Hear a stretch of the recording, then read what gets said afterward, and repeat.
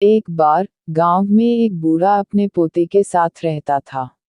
बूढ़ा रोज सुबह जल्दी उठकर भगवत गीता पढ़ने के लिए मेज पर बैठ जाता था।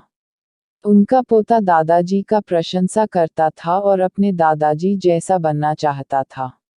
इसीलिए पोता दादाजी की तरह सब कुछ करने की कोशिश करता था। एक दिन पोता अपने दादाजी के पास गया और कहा, दादाजी, मैं आपकी तरह रोज मेज पर बैठकर भगवत गीता पढ़ता हूँ, लेकिन मैं इसे ज्यादातर समझ नहीं पाता हूँ, और जो कुछ भी मैं समझ पाता हूँ, किताबें बंद करने के साथ साथ में उसे भूल जाता हूँ। अगर मैं जो पढ़ता हूँ उसे भूल जाता हूँ, तो भगवत गीता पढ़ने से मुझे क्या लाभ होता है? तब दादाजी एक कोयले की टोकरी पकड़े हुए थे। वह पोते की तरफ देखा और उसे कोयले की टोकरी देते हुए कहा, नदी पर जाओ और मेरे लिए एक टोकरी पानी लेकर आओ। दादाजी ने जैसा कहा, लड़के ने वैसा ही किया। लेकिन जैसे ही वह घर पहुंचता, टोकरी का सारा पानी निकल जाता।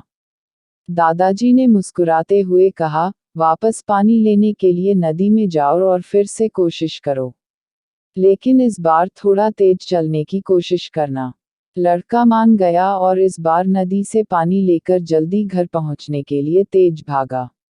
लेकिन इस बार भी घर आने के बाद दादाजी ने देखा तो टोकरी खाली थी। दादाजी ने पोती को फिर से कोशिश करने के लिए कहा, लेकिन हर बार रास्ते में टोकरी से पानी निकल जाती है और टोकरी खाली हो जाती है। लड़का थक गया और अपने दादाजी को कहा, दूर नदी से टोकरी में पानी लाना असंभव है। मैं आपके लिए पानी से भरी बाल्टी ले सकता हूँ। दादाजी ने उत्तर दिया, मुझे पानी की बाल्टी नहीं चाहिए। मैं चाहता हूँ तुम उस कोयले की टोकरी में से ही पानी हमारे लिए नदी से पानी लेकर आओ और कोशिश करो। लड़का जानता था कि यह असंभव है, लेकिन उसने अपने दादाजी के बात मानी और फिर से कोशिश की। इस बार लड़का जितनी जल्दी हो सके दौड़ा, लेकिन फिर से टोकरी खाली थी। लड़का थक गया और उसने अपने दादाजी को कहा, खो दादाजी, इस टोकरी से नदी में से पानी लाना हमारे लिए असंभव है। दादाजी ने उत्तर दिया, तुमको लगता है कि यह असंभव है, लेकिन जरा टोकरी को देखो। लड़के ने टोकरी की और देखा कि टोकरी बहुत साफ सुथरी दिख रही है। उसने देखा टोकरी से कोयले के सारे दाग हट गए हैं। अब कोयले की टोकरी अंदर और बाहर से साफ हो गया था। दादाजी ने कहा, तुमने देखा कि टोकरी अब सारे दाग मुक्त हो गया है। जब आप भगवत गीता पढ़ते हैं तो ऐसा ही होता है।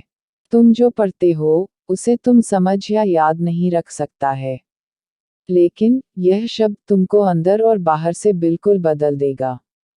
तो दोस्तों, हम आशा करते हैं कि आपको भगवत गीता की कहानी सुनकर जरूर अच्छा लगा होगा, और कृपा करके इन कहानियाँ को आप अपने दोस्तों और परिवार वालों के साथ शेयर जरूर करें, ताकि हर कोई इन मजेदार शिक्षावर्धक कहानियों को सुन सके। हमारे आज के इस वीडियो में भगवत गीता की कहानी मन का अंधेरा मिटाने वाली सुनी। इसे सुनने के लिए आपका धन्यवाद।